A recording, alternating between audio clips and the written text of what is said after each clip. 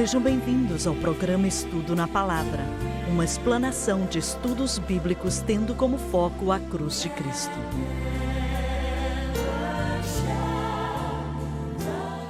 Bem-vindo hoje ao Estudo na Palavra. Eu sou o evangelista Jimmy Swaggart com Lauren Lawson, David Borg, Dr. Don Paul Gray e com o John Rosenstern. Estamos muito felizes de estar com você aqui hoje estudando o grande livro de Daniel, como a maioria de vocês já sabe. Quero entrar em alguns detalhes sobre algumas coisas que mencionamos no último programa e o nosso tempo acabou e não pudemos concluir. O John tinha mencionado que o cetro de poder tinha passado para os gentios, e ele tinha razão, isso no tempo de Daniel. E até esse tempo, por um período de centenas de anos, desde o tempo de Davi em diante, esse cetro de poder esteve nas mãos dos judeus. E com o reino de Davi e Salomão, Israel se tornou a nação mais forte na face da terra naquela época. E você pode perguntar, como é que pode ser? Haviam outros? Sim, haviam, mas eles não tinham Deus. Israel tinha Deus com eles. E algumas das batalhas que Israel travou com 50 mil, 100 mil inimigos, e eles os derrotavam e acabavam com dezenas de milhares deles e não perdiam um só homem. E isso era Deus. Era assim que Deus estava com eles. E como Jeremias pediu, voltem para isso. Ezequiel implorou, voltem para isso. Mas eles não queriam fazer isso. E acabavam se distanciando cada vez mais, adorando a ídolos e por aí vai. O cetro de poder, então, era tirado pela mão de Deus, das mãos dos judeus e colocado nas mãos dos gentios. Era disso que Jesus estava dizendo quando falou, até que o tempo dos gentios se cumpra e etc. Ainda não se cumpriu, mas estamos perto de ver acontecer. Tem outra coisa que eu quero mencionar, e nós não vemos muito disso dos 2000 anos desde Cristo, pelo menos até 1948. E a razão é porque os judeus foram espalhados pelo mundo inteiro desde aquela época. Literalmente espalhados pelo mundo inteiro. E se você não vê muito sobre isso, é só olhar para as nações que cresceram muito. Pessoalmente, acredito que este cetro de poder hoje está nas mãos dos Estados Unidos da América. Eu creio nisso. E é por isso que é muito importante que nossa nação apoie a Israel. Com certeza. Porque o que segue esse poder é a proteção de Israel. E se eu já ouvi o C.M. Moore dizer uma vez, e ele estava com razão, enquanto a América apoiar Israel, de alguma maneira, nossa postura econômica vai continuar bem, nosso exército vai continuar bem, e os nossos problemas serão resolvidos de alguma maneira, e acho que ele estava certo. Eu creio e agradeço a Deus pela posição que o presidente Trump tomou, que pode muito bem ser a coisa mais importante que ele fez, quando anunciou publicamente para o mundo inteiro que a América está com Israel. Nós estamos com Israel, porque nenhum presidente antes disso teve a coragem, me perdoe dizer isso, É verdade. de dizer nada. Mas esse homem se levantou dizendo, somos por Israel. E ele tirou a embaixada de Tel Aviv e colocou em Jerusalém. Creio que o cetro de poder está em nossas mãos agora. E temos muitos problemas mesmo. Mas Israel acho que é o maior dos problemas. Mas se continuarmos com eles, segurando a mão deles, vamos dizer assim, Deus vai ajudar essa nação. E vai abençoar a América. Eu creio nisso. Essa é uma promessa que está em Gênesis. Ele diz, eu abençoarei os que te abençoarem e amaldiçoarei os que te amaldiçoarem. Se você observar as nações sobre as quais vamos falar no livro de Daniel, aquelas nações não são mais como eram, e o cetro de poder que tinham, elas não têm mais. Podemos olhar para a Grã-Bretanha e o grande Império Britânico. Eu acredito que por causa das coisas que eles fizeram, da maneira como trataram os judeus, não somente na Europa, mas posteriormente em Israel, eles têm sofrido as consequências.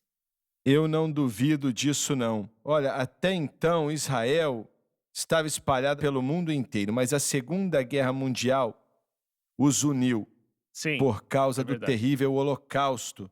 Eu vi um israelita, um coronel no exército, e perguntaram para ele: por que vocês querem uma terra só de vocês? Para que isso? Ele ficou alguns instantes calado até dizer: na próxima vez eles vão saber aonde nos encontrar e estaremos prontos. E eu me lembro, em Israel, nós encontramos um tanque que estava no cruzamento de duas estradas. E aquele negócio estava aberto como se fosse Abridor de um lata. abridor de lata gigante, sabe como é? E eu perguntei para o rapaz de Israel: por que é que isso está assim? E ele disse: irmão Swagger, na guerra do Egito, ele disse, eles vieram só até aqui e não foram adiante. E este tanque está aí como um lembrete. Uau. E ele disse: um poder sobrenatural nos ajudou. Sim. E eu creio que o anjo Miguel, que é o protetor de Israel, os ajudou, porque essas guerras que Israel travou, até que finalmente o outro lado desistiu, porque não podiam derrotá-los, eu creio que tiveram a ajuda de anjos, creio mesmo. Sabe, irmão Swaggart, existe um testemunho do general Kalahani, que liderou a 77ª Brigada de Tanques. Durante a guerra do Yom Kippur, com apenas 3 tanques, ele venceu centenas de tanques que estavam vindo da Síria rumo às colinas de Golã. Ele disse: se não fosse por Deus, não teríamos conseguido. Cada bala de canhão que disparamos acertou um dos tanques do inimigo. Ele disse que nunca viu nada igual. Não existiam tanques guiados por laser naquele tempo, com os quais você atira e acerta exatamente o alvo. Eles tinham que usar as coordenadas para dar o tiro. E com os tanques em movimento era muito mais difícil do que nos dias de hoje, quando contamos com a tecnologia. Temos muitos testemunhos que vieram de lá. Gershom Salomon, fundador da organização Temple Mount Faithful, conta que quando esteve com suas tropas no topo do monte, na região das colinas de Golã, que eram da Síria na época, havia muitos soldados sírios partindo para cima. Ele estava muito ferido, estava em desvantagem, então ele ordenou a sua tropa que recuasse enquanto ele ficaria lá, ou seja, até morrer, para segurar o inimigo o máximo que pudesse. Em seu testemunho, ele conta, de repente, centenas de homens pararam. Eles estavam armados e prontos para matar, mas pararam, deram meia volta e saíram correndo. Alguns anos depois, quando esteve em Jerusalém, Gershom Salomon disse: um homem se aproximou dele. Ele fazia parte daquele exército sírio e lhe disse: é você aquele homem? O que você está dizendo? Aquele dia, quando você esteve na colina? Ele respondeu: sim. O que aconteceu? Por que todos fugiram? O homem respondeu: não, havia uma multidão de pessoas altas e brilhantes estavam ali. Eu acredito que eram Eu anjos. não duvido, Eles não. viram e saíram correndo. Eu não Assim, duvido, não. Gershom Salomon foi salvo e o ministério dele, Eu não duvido mesmo. ele é judeu, mas o ministério dele é focado em reconstruir o templo. E através dele, artefatos e peças e esforços no intuito de preparar os judeus para a reconstrução do templo têm sido instituídos. Olha, Deus ainda está lidando Com com certeza. Israel. E no fim das contas, na era do reino milenar, vai fazer deles a melhor nação do mundo. Vão ser, de certa maneira, a nação sacerdotal do mundo. E finalmente vamos chegar ao seu lugar, a posição que Deus quis que eles tivessem o Verdade. tempo inteiro e que eles abandonaram ela quando Jesus veio. Eles vão se entregar ao Senhor e Sim. todo judeu vai entregar o coração dele ou dela para o Senhor. Todos eles. E você pode ler isso em Zacarias, você pode ler que Paulo escreveu isso no capítulo 10, no Do 9º ao capítulo 11. 11º. Deus ainda tem um lugar e ele ainda exige que eles sejam protegidos. Na realidade, é a única nação no mundo que apoia Israel. É a América e mais ninguém. É verdade. Só essa nação aqui. Eu não quero tomar muito tempo, mas gostaria de compartilhar um pensamento. No capítulo 11 do livro de Isaías, no capítulo 10, ele fala sobre o sinal do fim. O sinal do final dos tempos é como uma bandeira que está sendo erguida, uma flâmula mostrando, revelando algo. No versículo 11 diz: e acontecerá naquele dia que o Senhor colocará a sua mão novamente, uma segunda vez, para resgatar o remanescente de seu povo, o qual sairá. Note de quais nações, não é apenas da Assíria ou do que chamamos de Babilônia, mas diz da Assíria, e do Egito, e de Patros, e de Cuxi, e de Elão, que é o outro nome para o Irã, e de Sinar, que seria a Babilônia, e de Amate e das ilhas do mar, indicando, como muitos dizem, que isso se refere àquilo que provavelmente aconteceria em 1948. Depois da guerra, os judeus saíram da Europa, os judeus saíram das nações árabes, voltaram da Pérsia, do Oriente Médio e da África. A Operação Salomão entrou em ação para resgatar os judeus etíopes. De todas as partes do mundo, os judeus foram voltando para Israel. Esse é um sinal do final dos tempos, para os dias de hoje. Isso aconteceu em 1948, quando Israel foi oficialmente reconhecida como uma nação. Mas quão distante estamos desse tempo determinado, segundo as profecias bíblicas que falam sobre a volta do Senhor, quanto ao arrebatamento? Eu vi a pista de avião de onde os Sim. judeus saíam lá na Etiópia. E olha, era uma estradinha de terra e nada mais. Passamos ali para fazer uma certa missão. E me disseram que tinha sido dali, foi dali Sim. que eles saíram. E nós chegamos ali em 2 aviões. E eu lembro que estávamos ali esperando o avião voltar para nos buscar. Acho que eram 2 ou 3 aviões, não lembro bem. E eu vi esse barulho e parecia um trovão.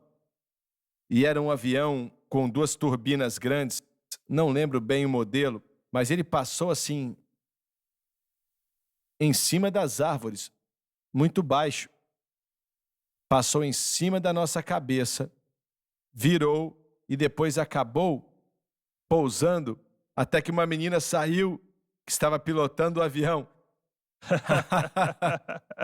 E falou, quem é que vai comigo? E aí a gente olhou assim, como é que a gente fala não? A gente volta já já, não saia daí.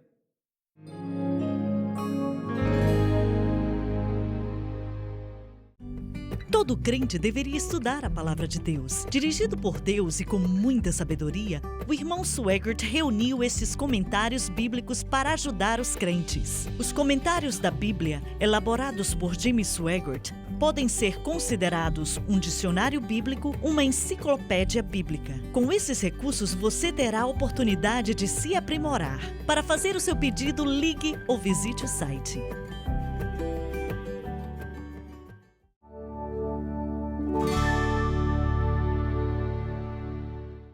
Estamos de volta. Você pode continuar de onde paramos? Claro, versículo 32. A cabeça desta imagem era de ouro fino, o seu seio e seus braços de prata, e o seu ventre e as suas Mais coxas de uma bronze. vez, eu quero repetir o que já falei na primeira parte do programa. Como veremos, o Senhor vai dar este mesmo sonho a Daniel, mas ele interpreta cada um desses reinos é representado como animais, bestas ferozes, leopardos e por aí vai. E aqui eles são mencionados como lindos, de ouro puro e por aí vai. Na visão natural do Como homem. homens os veriam, como homens olhariam para eles. Versículo 33. Suas pernas de ferro, seus pés parte de ferro e parte de barro. O Espírito Santo mostra esses reinos com a representação de metais preciosos, ferro e barro. E é assim que Daniel mostra para Nabucodonosor. Tu viste até que uma pedra foi cortada sem mãos, a qual golpeou a imagem sobre os pés. Só um instante, vamos parar aqui. Essa pedra é Cristo, mas diz sem mãos. E isso meio que acaba com a ideia que muitos pregadores têm, que a igreja precisa fazer isso e aquilo, e que a igreja vai trazer Cristo de volta. Nada vai trazer Cristo de Verdade. volta, senão o próprio Cristo. Com certeza. Quando encontramos o termo sem mãos, sempre indica algo que somente Deus pode fazer, que só Deus faz. Paulo dizia, somos circuncidados debaixo da nova aliança. Fostes circuncidados com uma circuncisão não feita por mãos. Isso está falando sobre regeneração. A nova criatura é criada não pelas obras dos homens, nem por atividades religiosas, mas pelo Espírito Santo, que agora é livre, graças à cruz, para trabalhar no interior dos homens, sob os termos da nova aliança. Mas o Senhor não está trabalhando para cumprir a agenda da igreja e Não. nada assim. Ele tem a sua própria Sim. agenda e a igreja que se adapta a ele. E ele não se Sim. adapta à igreja. Mais uma vez, o termo sem mãos indica algo sobre o que Deus está completamente no controle. É isso aí. Sim.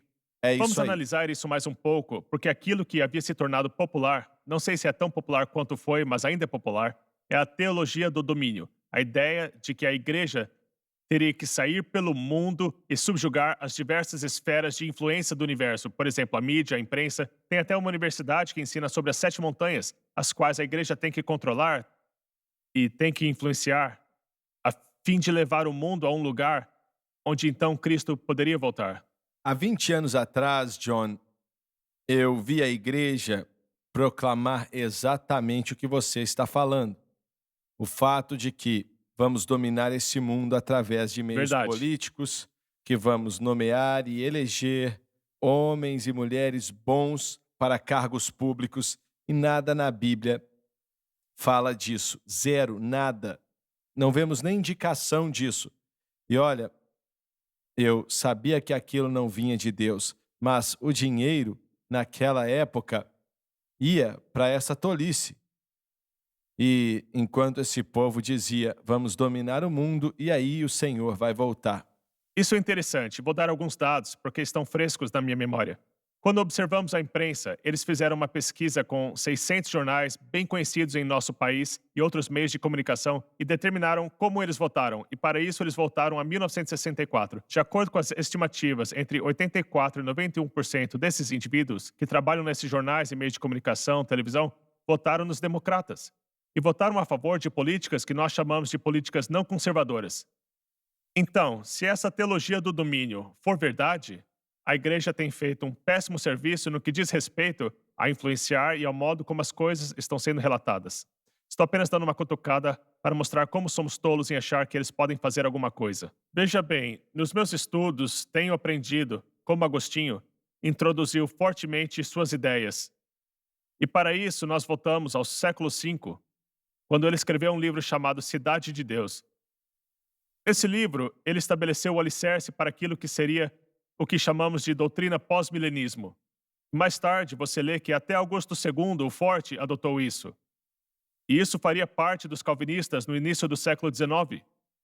Então, com isso em mente, é incrível como os pentecostais carismáticos, e acho que até mais a doutrina do movimento Palavra de Fé, adotaram isso e usaram e levaram isso adiante, até chegar no que hoje conhecemos como a doutrina da prosperidade. Então, eu não sei se eles perceberam que isso foi ensinado naqueles dias. O que exatamente Agostinho disse? Estou Bem, perdido. ele ensinou que o reino de Deus seria tão bom e maravilhoso que eventualmente converteríamos o mundo inteiro. Sim. E que depois Cristo voltaria. Mas a Bíblia não ensina isso. Não, E como é que ele pode ser chamado de pai da mas teologia? ele é. Ele é citado por Lutero, Wesley, todos citam Agostinho, especialmente o calvinismo. Ele também é aquele que elaborou os fundamentos para o purgatório. Eu tenho muitas diferenças com Agostinho. Nós também temos que lembrar o avanço da igreja durante os séculos. Deus se revela de modo progressivo. Portanto, houveram coisas muito boas, mas houveram algumas misturas ao longo desse processo. Por exemplo, se observarmos Lutero, o pai da Certo. Reforma, Certo. o seu clamor foi: o justo viverá pela fé. Mas quando chegou no ponto de entender o processo de santificação, ele era muito mais focado nas obras. Então, uma das coisas em que ele era antissemita. Sim, é verdade. Uma das Antissemita. coisas que encontramos no livro de Daniel, quando chegamos no capítulo 11, é que o conhecimento do homem vai aumentar, e isso não tem a ver apenas com a tecnologia como temos hoje em dia. Mas, na verdade, provavelmente não está falando disso. Está falando sobre o aumento do conhecimento da palavra de Deus à medida em que nos aproximamos do fim. O entendimento de como Deus opera, o que Deus faz e como Ele corrige esse crescimento incorreto oriundo do crescimento. E o fim está destacado em Daniel. Ele fala sobre isso nesse livro. Olha, eu temo que não existe muito crescimento espiritual hoje, como havia quando eu era criança na igreja. Sabe, irmão Swaggart, eu concordo com você. Se olharmos de modo geral, talvez essa não seja a expressão correta, mas se olharmos para o corpo de Cristo como um todo, hoje eu me preocupo. E quanto ao conteúdo que tem sido revelado nos últimos 120 anos, não Verdade, tem retrocedido. verdade. Ainda que os homens não estejam se dando a oportunidade de andar nas verdades que têm sido reveladas, as verdades têm sido reveladas. Se você olhar para a América, voltando para a virada do último século, quando foi introduzido o batismo no Espírito Santo, nós Certo. vimos os dons, nós vimos o retorno dos dons legítimos do Espírito Santo se manifestando e operando no corpo de Cristo. E depois, esse século chegou ao fim e começamos um novo e vimos mais uma vez a introdução da mensagem da cruz, onde os homens podem usar o batismo no Espírito Santo no que diz respeito ao poder, mas não sabem como viver para Deus. Muitas vezes tivemos homens usados com grande poder em grandes ministérios, mas suas vidas pessoais ruíram. Esta é uma revelação progressiva que aumentou, ainda que não seja aceita por muitos. Eu temo que existam menos pessoas éticas no mundo hoje em dia. Falo por aquilo que vejo à minha volta e na nossa nação como nunca antes. Mas o conteúdo que está disponível para aqueles que têm olhos para enxergar e ouvidos para ouvir, eu acredito que nunca foi tão grande como hoje em toda a história da igreja. Eu sinto que os homens não podem, com sucesso, viver para Deus.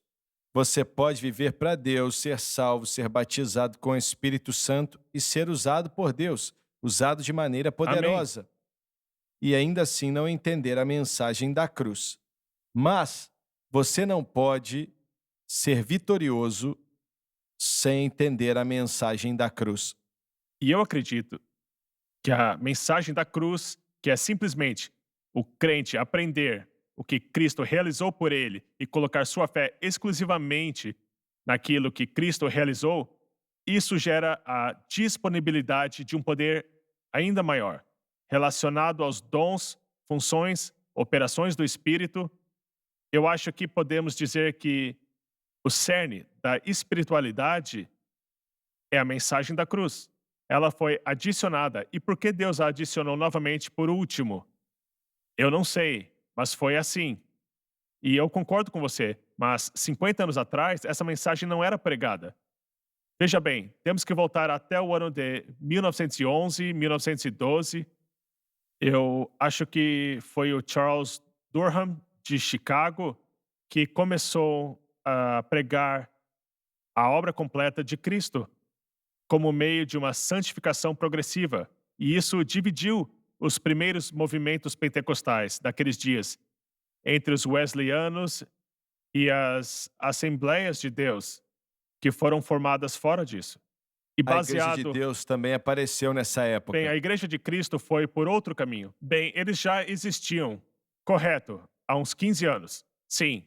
Então, em 1911, 1912, o que estou dizendo é que quando você entrou no pentecostalismo, em 1943, 1944, essa mensagem já tinha sido diluída e perdida. Mas agora, no fim, Deus trouxe de volta e permite às pessoas, em tempos tão difíceis em nossos ambientes, em nossa volta, em nosso país, permite às pessoas viverem para Deus no poder e pela graça de Deus, pela fé. E agora vem o cenário completo que Daniel anteviu nos últimos dias. O conhecimento da palavra de Deus aumentaria. Verdade, verdade. Nos últimos Deixe-me dias. acrescentar um pensamento sobre isso. Com os grandes avivamentos na América Central e América do Sul, sei que o nosso tempo está acabando, mas com esses grandes avivamentos nas Américas e também na África, Eu quero que você continue falando disso no próximo programa, porque não vamos ter tempo para concluir agora. Restam 5 segundos. Pode ser? Quero saber o que você tem para dizer. Obrigado por nos assistir e não perca o próximo programa.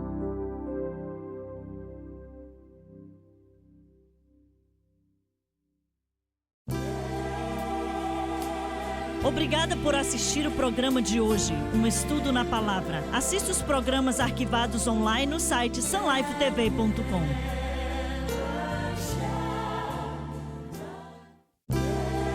Obrigada por ter assistido o programa Estudo na Palavra.